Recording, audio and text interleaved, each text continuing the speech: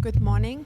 Thank you for coming, for attending. Unfortunately, this is not an in-person conversation as we very much would have wished. In fact, first of all, it really pains me not to have here the co-curators of the Strand Parallel Cinema that you've been seeing these days. They are here with us, Shivendra Singh Durgarpur and Omar Ahmed. Shivendra is the founder of the Film Heritage Foundation, now affiliate member of FIAF. In the last few years, in my direct experience, has really changed the landscape of film preservation and restoration in India, training, organizing 5 workshops and more workshops online and throughout India with incredible efforts and commitment to really change the landscape of the awareness of the need for film preservation and restoration. Shivendra is also a filmmaker, and he's just our dream maker when it comes to accessing and restoring film heritage in India. Omar Ahmed is possibly the scholar that has contributed the most in recent years to theorizing and problematizing and shaping a theory and historiography of Indian parallel cinema. So I am really just a link in between the two, and that's why this strand was possible, working together with them, trying to locate the best elements, the best prints, and working both in India and in Europe and in the US to trace the prints, and together with them trying to shape a strand that could, in just 8 screenings, which is the tip of the iceberg of the foundational years of parallel cinema, try to offer you an occasion to see possibly the best elements available right now, and also to invite you to dig more in what's a very obscure, rather obscure art movement or period of time in Indian history. But today we're extremely honored and humbled to have with us 2 of the pioneers of parallel cinema. The very term is problematic, so the acceptance of this term is already in question during this conversation. But let's say that we have here 2 masters, 2 pioneers, Girish Kasaravalli and Kumar Shahani. Thank you so much for being here. They've contributed enormously to the shaping of a new language and new aesthetics. We're screening here The Ritual, 1977, Mr. Kasaravalli first film, widely awarded. We wanted to screen Maya Darpan, we weren't able to, but we're screening today the Kayal Saga. I don't want to take more time because you're really here to listen to them. I must add, and Shivendra I think will rely on that today is also unfortunately a very sad day for Indian preservation, because Kivan Divar, who's been an archivist at the National Film Archive in Pune, unfortunately passed away, and it breaks our heart to give this information, and he was possibly the one knowing the whole collection at the National Film Archive of India. Shivendra, sorry to open with such a sad note, but it's impossible not to mention this since this is happening a few hours after you gave me this sad news. Thank you, Cecilia.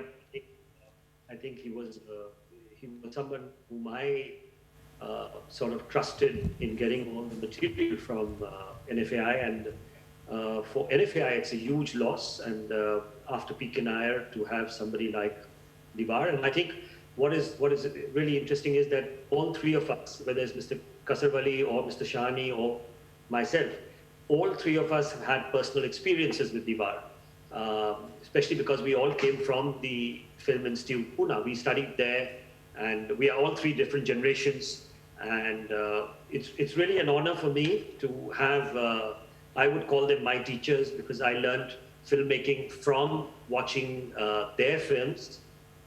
First of all, let me start this conversation, and I would request Omar to after I do a bit of introduction and a bit of what I want to ask, but I would ask Omar to ask all the questions, because he's really the specialist on the new wave. And Kumar, this was a project which you brought in. We all chipped into it, and you know, I've had personal relationship with both of them. But what is interesting is that you're going to be dealing with two very different periods and time, and a very exciting time in the 70s when both Mr. Shahani and Girish started making films. Of course, Mr. Shahani much earlier. Two very different styles. You had Uski Roti yesterday, which was another great filmmaker from the new wave, Mr. Manikol. Mr. Shahani, of course, you know, unfortunately, Maya Darpan would have been the film for me to see, but that's the film we really want to restore. And we hope that very soon we'll be able to restore Maya Darpan for people to see it. But I'm just going to ask one question to begin with to Mr. Shahani, and then Omar, I'll leave the floor to you. Sir, you started making films way back in the 70s, and you know, 70s was incredibly politically charged period in India. There were experiments in the visual arts, there was experiments in the theater. So how did the Indian new wave sort of come about? Because you were moving away from the traditions of narrative cinema, and you went into something which is called formalism. You are the exponent of formalism. So would you like to talk about that? Yeah, thank you for recalling those times where we were beginning to understand cinema only just then, really. You know, I think until the late 60s, Indian cinema was rather stuck with a kind of chronological forms, you know, like a narrative which was linear, very straightforward storytelling, and sort of addressing the audiences with a very, very sort of, you know, great amount of aggression, I would say, you know. Ours was a movement to discover the language of cinema simultaneously, you know. I think later on, when Girish, for instance, became a student at the Film Institute, I used to talk a lot about that how the cinema is actually discovering itself, discovering its own language. You know, I had great teachers of the cinema. One was Ritik Ghatak, who was the most radical filmmaker, and the other one was Robert Bresson in France. And both of them had begun, so to say, the search for a language which would not just imitate reality, right? It would go far beyond that imitation and bring about relationships which are between colors, between forms, between what we did not know at that time and we know now is that there are n dimensions that exist, you know. And when you speak of form, it is not just ending with the line finding a form, but the form itself changing all the time. That this movement, you know, all forms keep on changing, and that's how they get these wonderful dimensions. And as the dimensions reveal themselves, you know, reality reveals itself, you know. It's not as if reality is a given which you imitate, you know. And that's what one was trying already with Maya Darpan, for example, which you are unfortunately not able to show because the nature of archiving in India has not supported these films which were made some time ago, and they need to be restored, you know. And I'm sure, Shivendra, I'm one of your colleagues now. part of your FHA as well, that we together will be able to restore these films on photochemical celluloid, with that photochemical emulsions. This will be very, very important for cinema, the language of cinema, to continue to evolve. Because, photochemical work on celluloid is trying to get the natural bonding of molecules, which is not possible through the digital framework. This is very important. I want to stress this. I think I've gone on.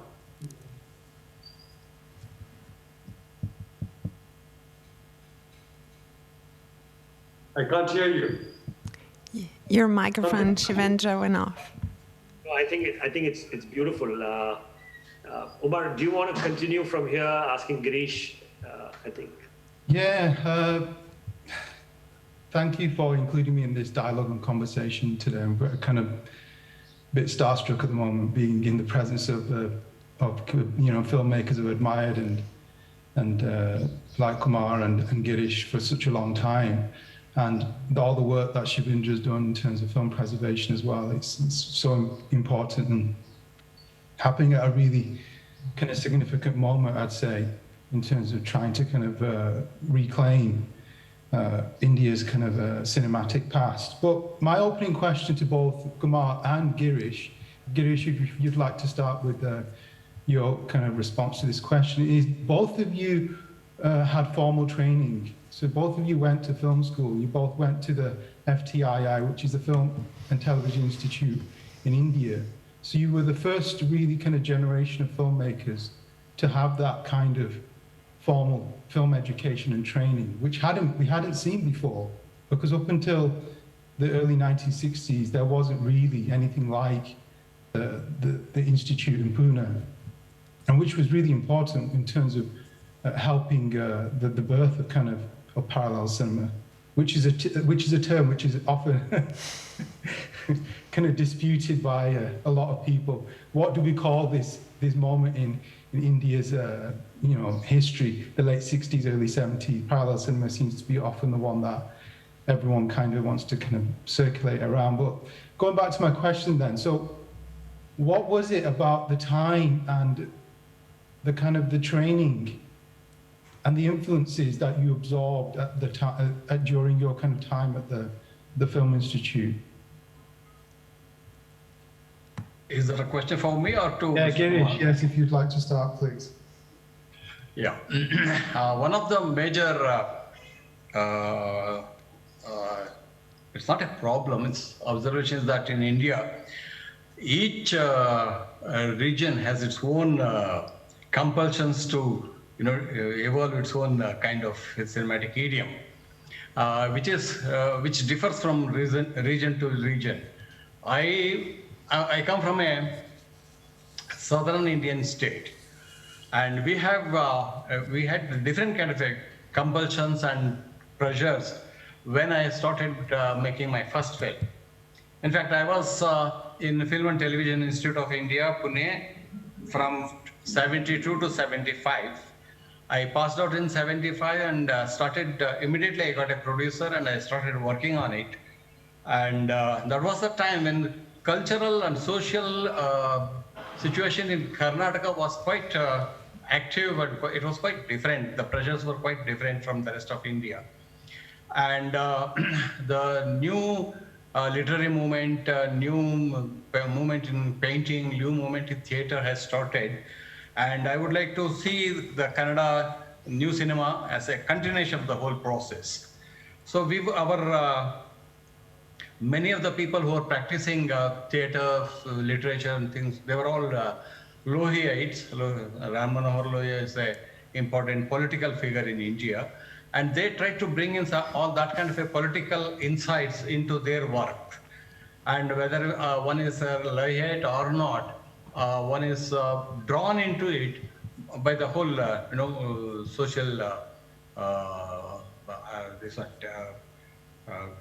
pressures and kind of artistic this one. And my first film and the successive films are all drawn from Kannada literature.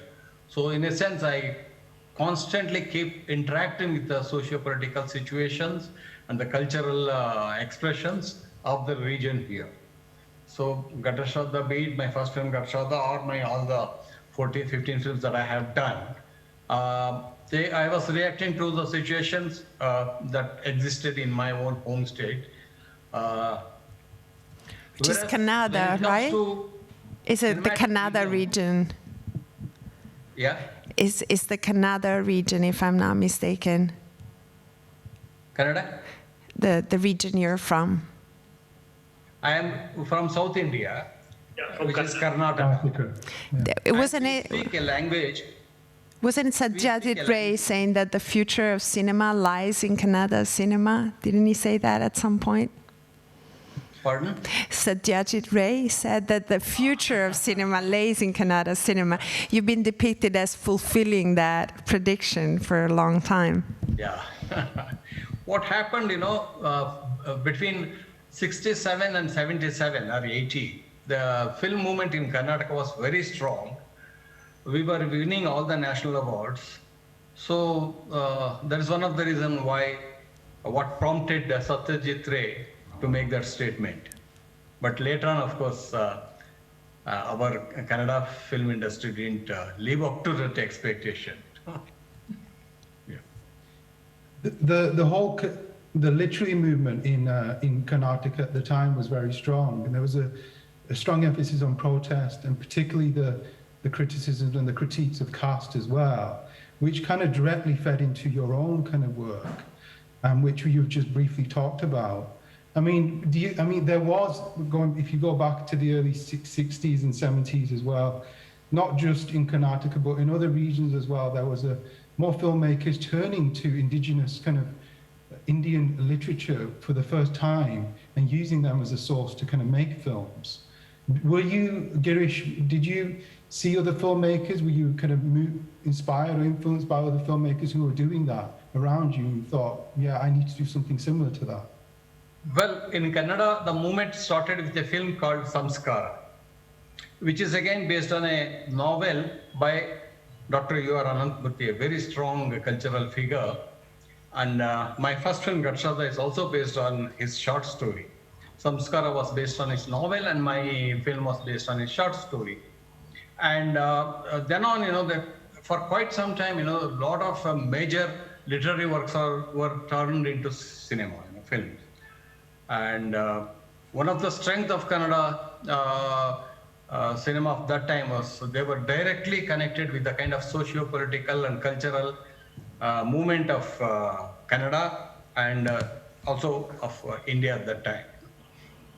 Yes, okay. Yes, this was a defining characteristic and feature of Indian parallel cinema throughout the 70s and even up until the 80s as well, the kind of the connection between literature and filmmaking, but also this strong kind of social political kind of impulse that came through, which had been there slightly. We'd seen it with the IPTA, Indian, the theatre kind of movement in the late 40s. It was kind of like a return to that. But go to Kumar as well. I mean, your experiences training at the FTII, what were the kind of, who were the kind of filmmakers? I mean, you trained under, is it Bresson in France as well? Can you tell us a bit more about your kind of experiences? I first mentioned Ritika from Bangalore, of course, and I had met him before I saw him at the Film Institute. I had started a film, I was one of the persons who had started a film society in Bombay called Anandam. And Ritika had come from Bengal, quite rejected by Calcutta, and to form his film, or something of that sort, He wanted to find an audience. So, Girish comes about 10 years later. actually, we should not be clubbed together in any way, you know. And the position he took, for instance, just now, is the position which is that every region of India has, of course, its own social, linguistic framework, which wants naturally to change, you know, and not get stuck with, you know, which is true. But I would like to say that when it came to Ritikda, he had not agreed with that. Right. It's true of any region in the world. It's not only true of India. Any region, of course, has its specificity. But Ritik came to the Film Institute later. But before that, I had seen him. I was one of the 3 persons outside of Bengal who saw Suvarnareka, you know, the film that you might know as being perhaps one of the most important films made not only in India, but in all of Asia and perhaps the world. This was the third part of his trilogy, wasn't it? Suvarnareka. Yeah. Was it the third?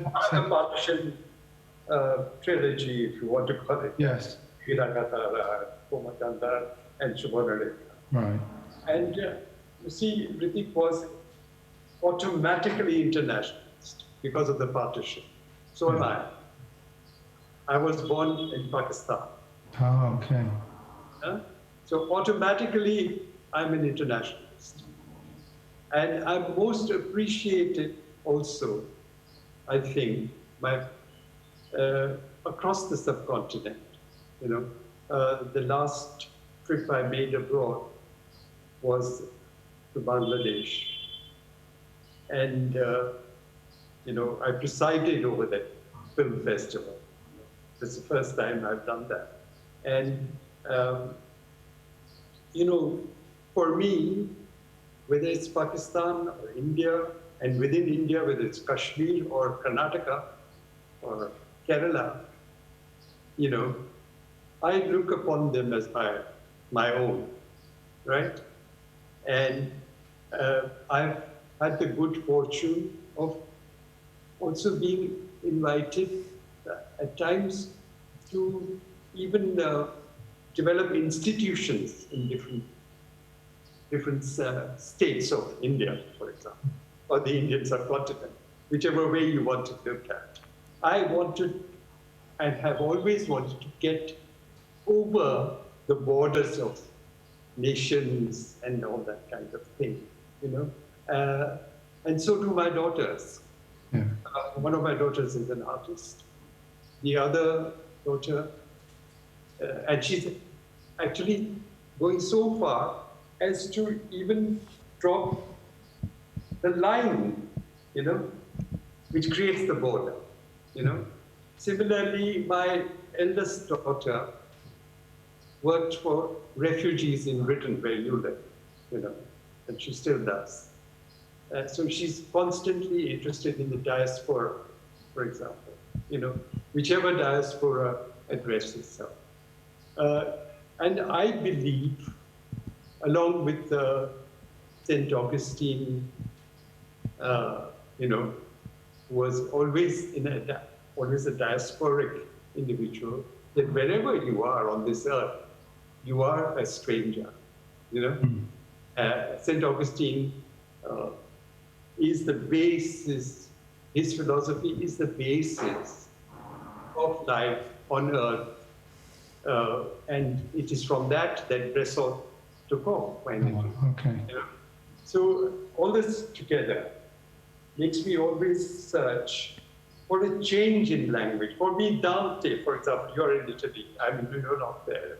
But there's an Italian audience, perhaps, in Bologna.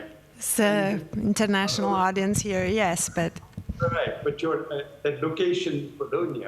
Yes. And for me, Dante is a is one of the greatest writers. He's mine as much as he's yours. And that's how I feel all the time. And therefore, I'm interested in the forms of language, of any language, every language, developing. And I consider cinema to be a language. Yeah. I don't care what other languages are juxtaposed to it, or what other nationalities come into play, nor do my children, you know. And I know, and I'm very proud of that fact, and I'm sure more and more people will begin to feel that way. You know? I think there's a number of interesting things you've just pointed out there. The first thing is the whole kind of internationalism of parallel cinema in the late 60s, early 70s. That was it resonated through a lot of the works and a lot of the kind of the filmmakers. But what was interesting is how over the years, I think you as filmmakers probably already realized this, but I think here in the West, we often thought that Ray had probably the most significant influence on the next generation of filmmakers.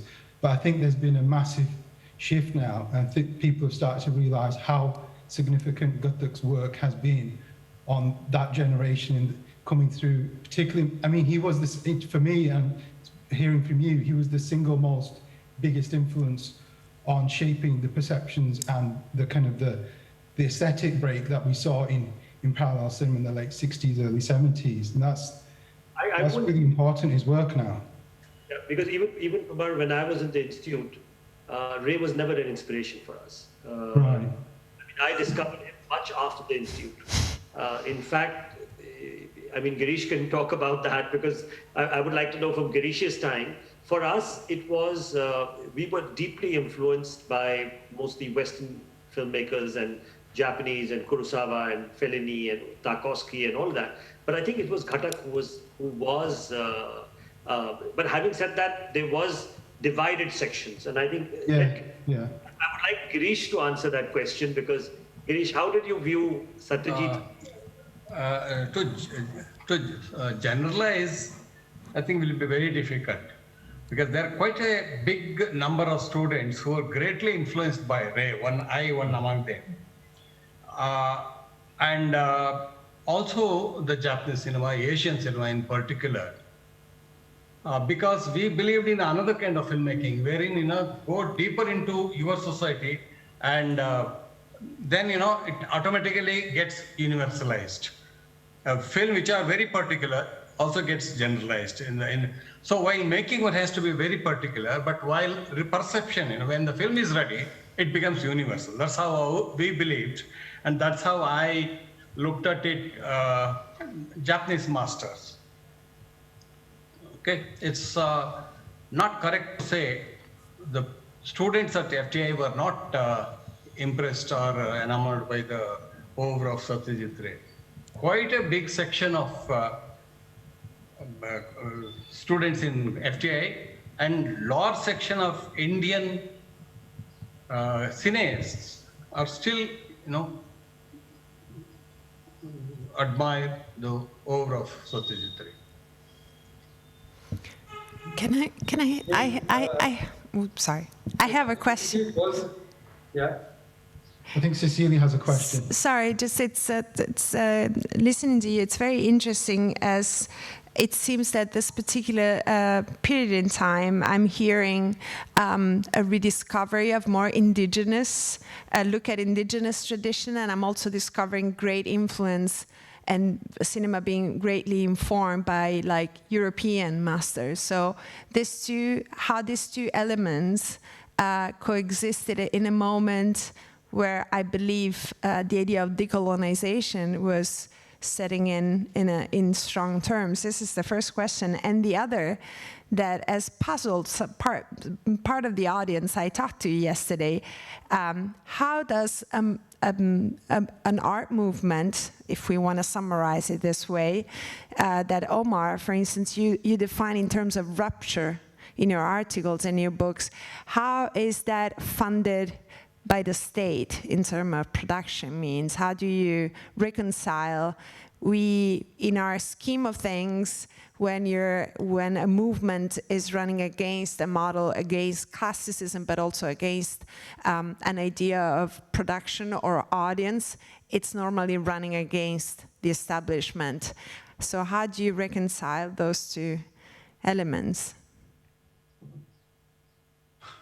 If you understand my question, your first films were the first film funded by the FCC. How was that? Omar, did you understand my question? You want to put it in more English? Yeah, I think the fact that, I mean, if we go to Kumar, perhaps, to begin with, the fact that Maya Durban was funded by the FFC, and you got a loan to make that film from the FFC. And there was a moment in the early 60s, late 70s, where a lot of these films were critiquing the establishment. They were doing quite unconventional things with storytelling techniques, and they were criticized a lot as well in the press and in the arts establishments as well, institutional organizations. Particularly your work and Money Goal's work in particular was criticized a lot as well in terms of its kind of experiments with formalism, which we hadn't seen before ever in Indian cinema. So, I mean, I think what Cecilia's trying to get at is how do you kind of make that? I think, as I said earlier, that people tend to use binaries, Right. Which is, I think it's not called for in every case. For instance, Satyajit Ray and Ritik Ghatak are not to be treated as a binary. And the Indian Union and Karnataka are not to be treated as a binary.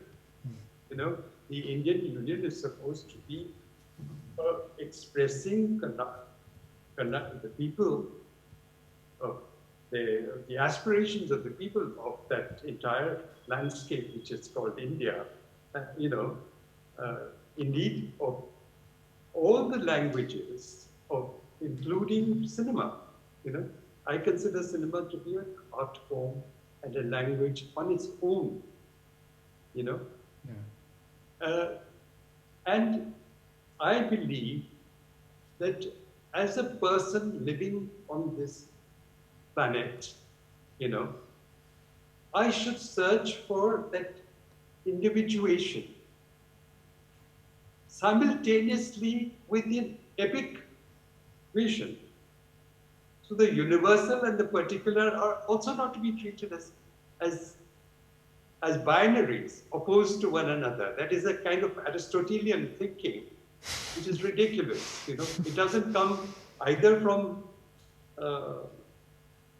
India or from Europe. It's a binary idea. It is this and its opposite.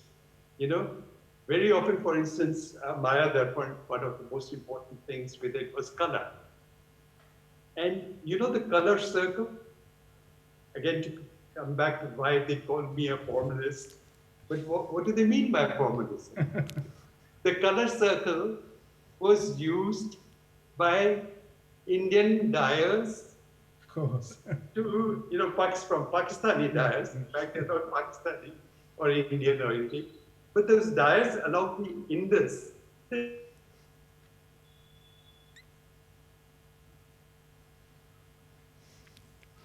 we lost him in a very plastic position, though, I must say. A filmmaker position to be lost. Maybe Mr. Kasaravalli want to, while we get him back. Can you hear us, Mr. Shahani, or just, no, he can hear. Girish can talk about it, but Omar, for Girish, it's a very different position because Girish had a private, he never went, Yeah, the whole kind of question of funding and financing is a really important one for the history of parallel cinema. I mean, Girish, where your financing was mostly private, nothing was from either the state or the government, am I right? 2 of my films are financed by the state. Right, But okay. remaining 13 films are privately funded by individuals. And see, take a different position altogether about filmmaking and this one, you know.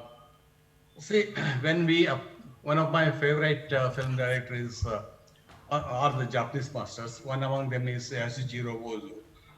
And Ozu, you know, he talks about Japan of that particular day, and becoming very particular, he reaches universal. He becomes a universal.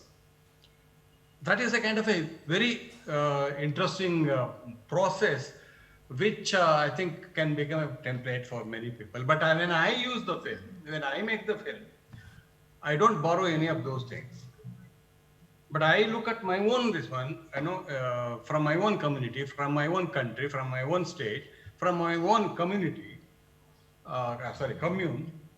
What is it that makes them so strong? And I look for that kind of a strength in these people, and that strength makes the film universal.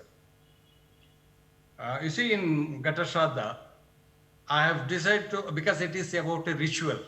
I told my cinematographer, we need to use a circular motif right through the film. Whether it is in camera movement, or whether it is in composition, or whether it is in sound structure, whether it is in music, we had to adhere to that this one because it's about a ritual. But that ritual, that element has come from the kind of philosophy that it's a community and it's a Carnatic society which has adhered to. But the impact becomes universal.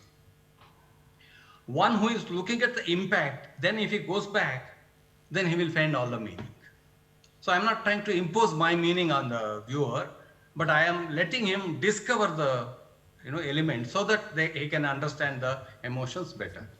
Which is actually I have learned from some of the masters, which is I have learned from my reading of literature, my reading of painting and music.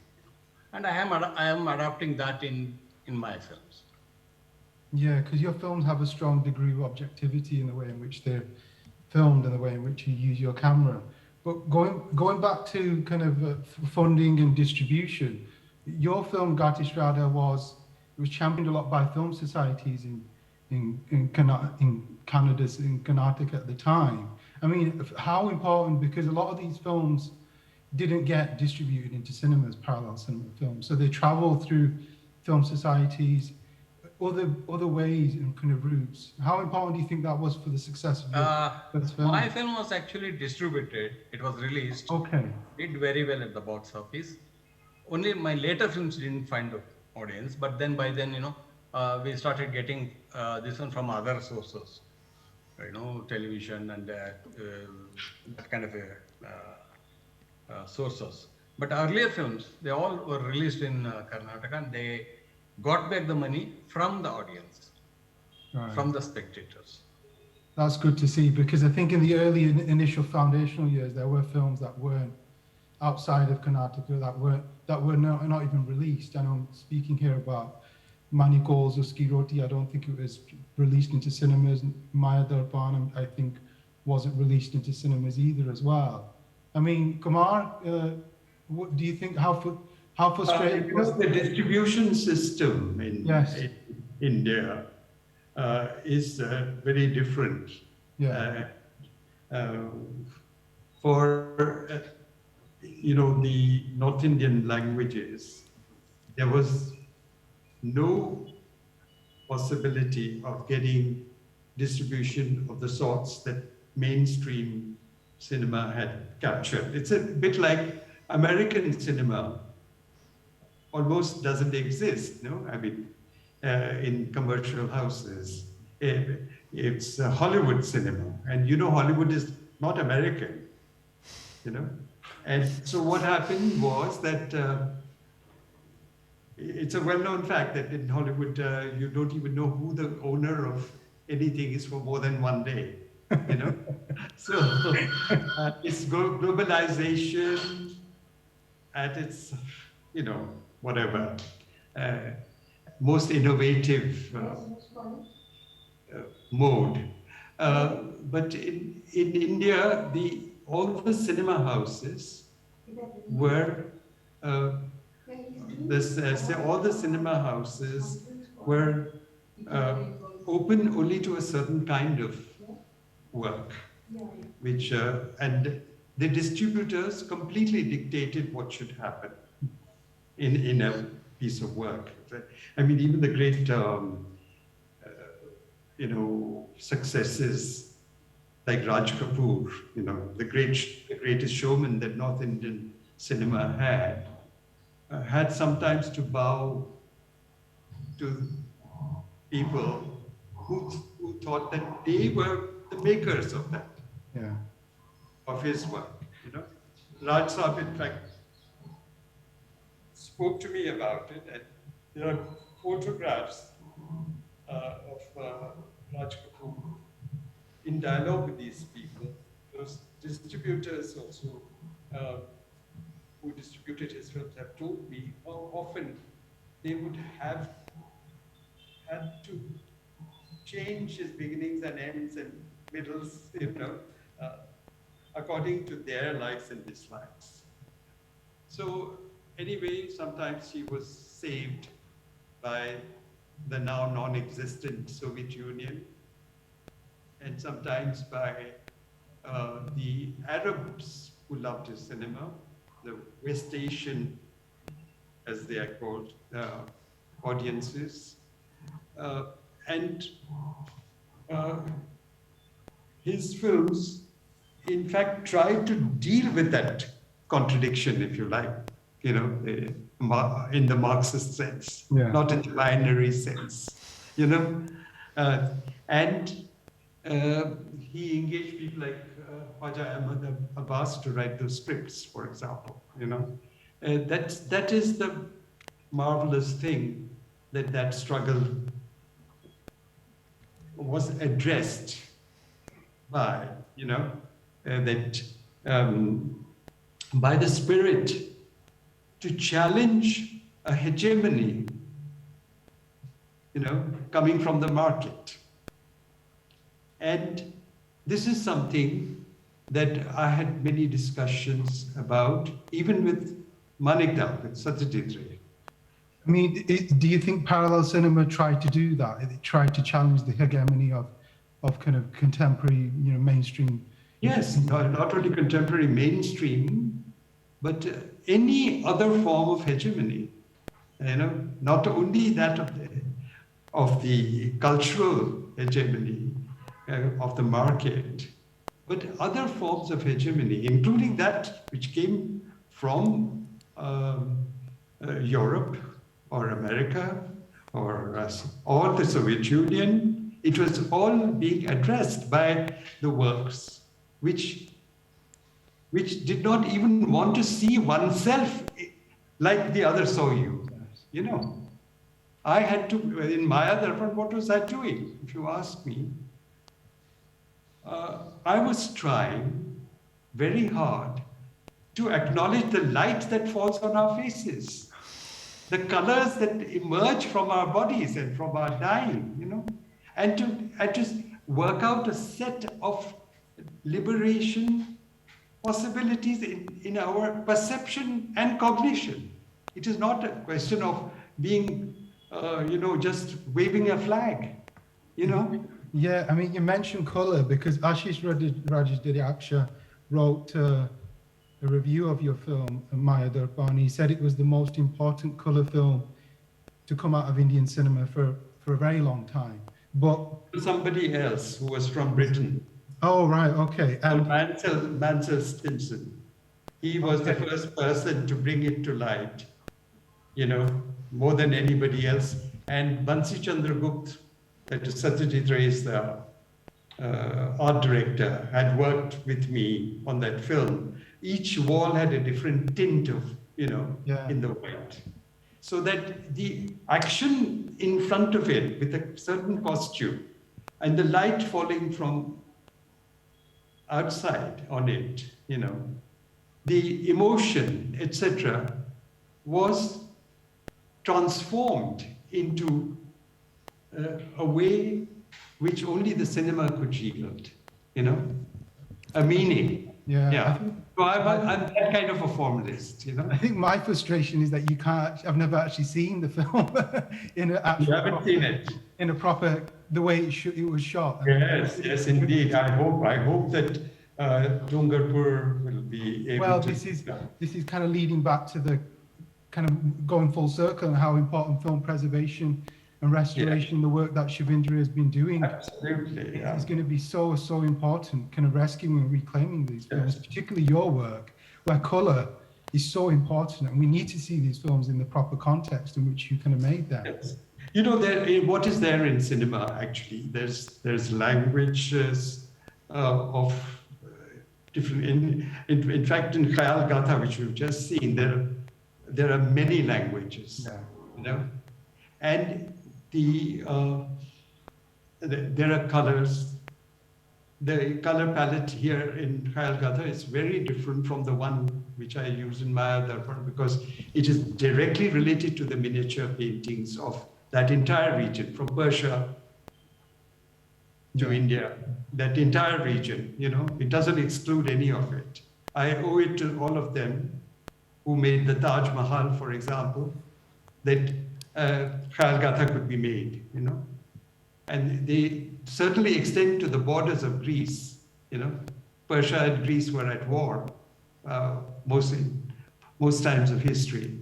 So the point is that the dynamic elements of cinema are these color, languages, as normal languages, spoken languages, and the enunciation of the languages in song, in music, you know, in sound, you know, the khayal form, for example, takes off from certain angas, certain things which come from all the languages.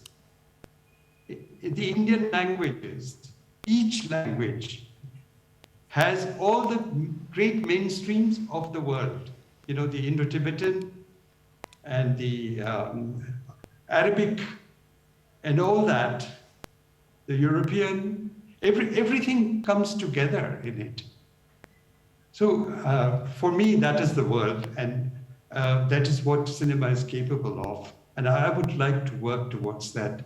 And for that to give us insights every day into our everyday life, wherever we are. I'm in Pune at the moment, you know.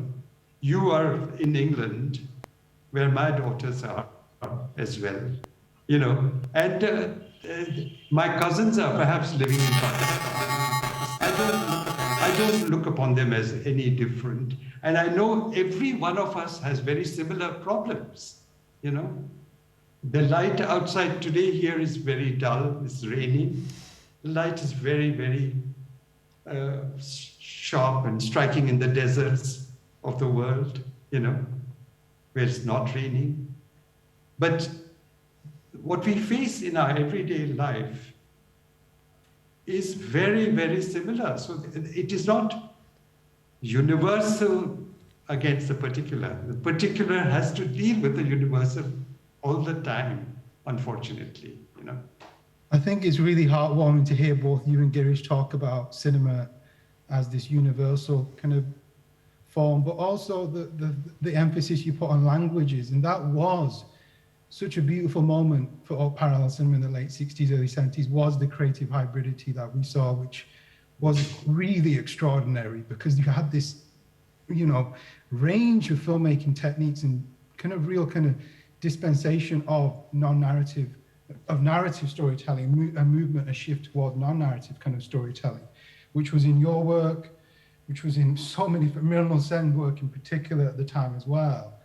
But one of my last questions really is kind of, when we look at film history and the way it's been written, why is parallel cinema, Indian parallel cinema, always kind of left out and never really kind of given the due and the recognition that it really deserves? Because it's if you compare it, it's a moment that is comparable to Italian neorealism, to the German New Wave cinema of the 70s, to the Nouvelle Vague. But when we look at film history and we look at I'm not going to say radical because I'm going to open a can of worms if I say radical. Because radical, I don't know, we're going into so many semantics and politics about what is radical, but Yes. why do you think, this is a question for both of you, why do you think that parallel cinema is not talked about enough in history books and it's often kind of left out and kind of ignored? Is it to do with the fact that a lot of the films have not been screened publicly in Europe for such a long time, and that access to these films, which Shivendra is now turning around, has been an obstacle and a problem for film programmers, curators, etc.? What do you think? Yes, definitely. There is a kind of global, misunderstanding of what the cinema is capable of, and what indeed each person, no matter what background he comes from, which little region he comes from, like in Kerala, which is in South India, very close to Karnataka. Every district has a different cuisine, and its rulers were also polyglot, right? For centuries. And Kerala was attacked by the Dutch, the British, the French. And you still see ships from there. And of course, there was a great Arab presence ever since 5,000 years, and the Chinese,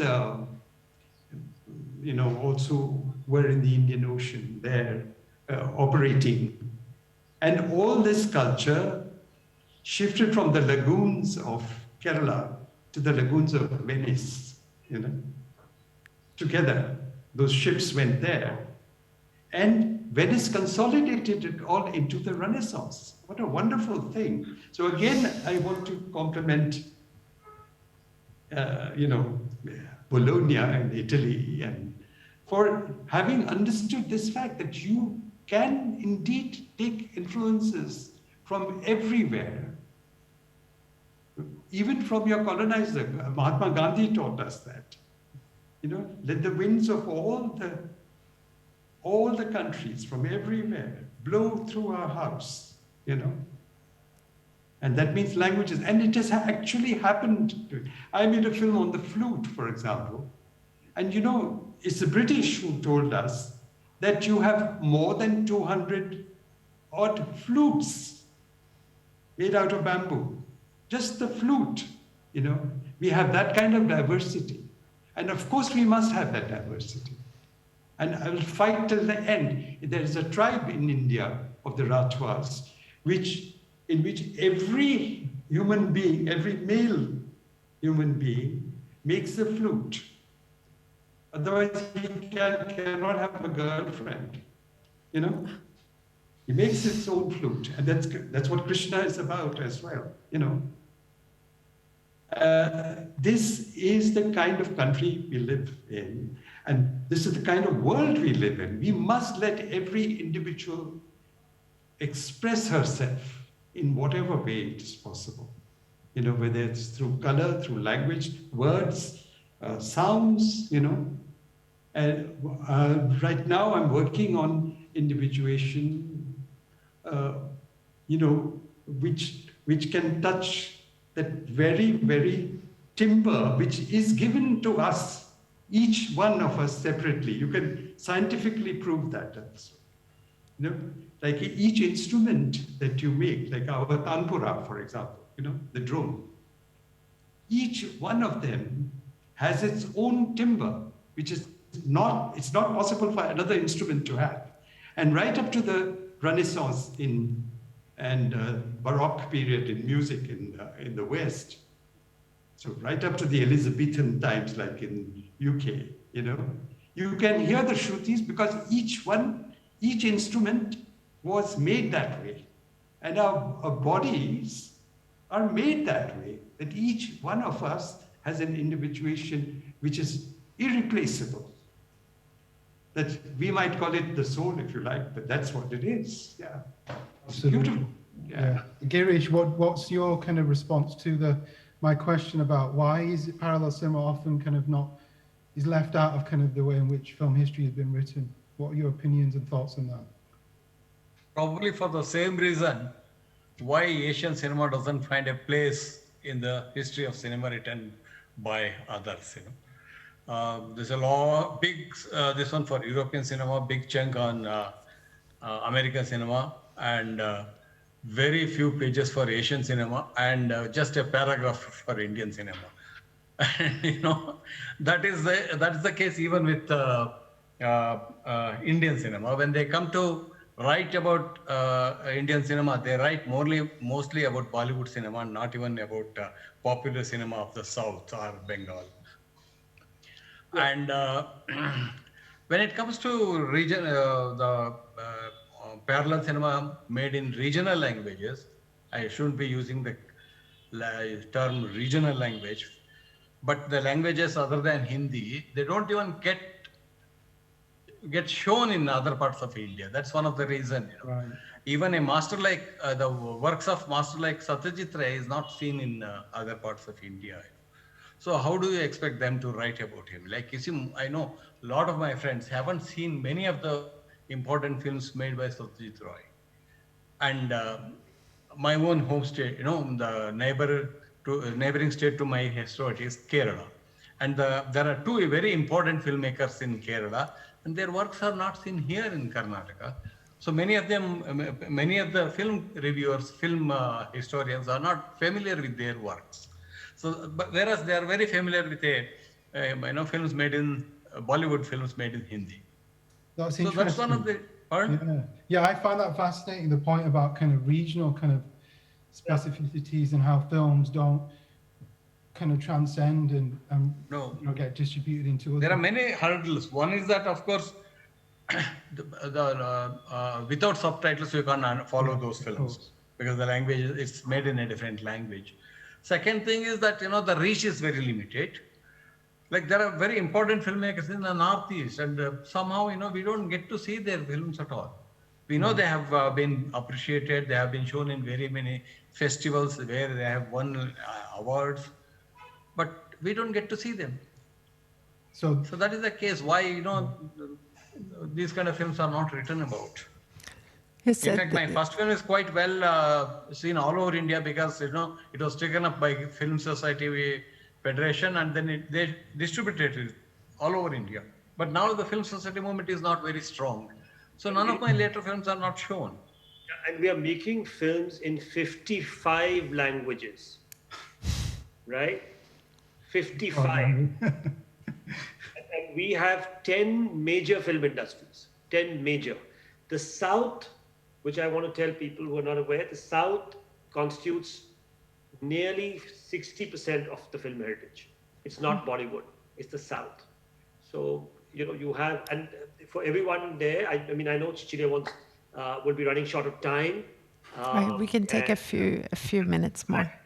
All that Kumati, another great filmmaker, G. Arvindan, and Girish would agree that he's very little known. And I was, when I was studying at the FTI, I used to think two of some of the greatest filmmakers, Adur and Arvindan, and both of them came from Kerala, and I loved Arvindan's work. And Kumati would be bringing it back because you would have not heard of him had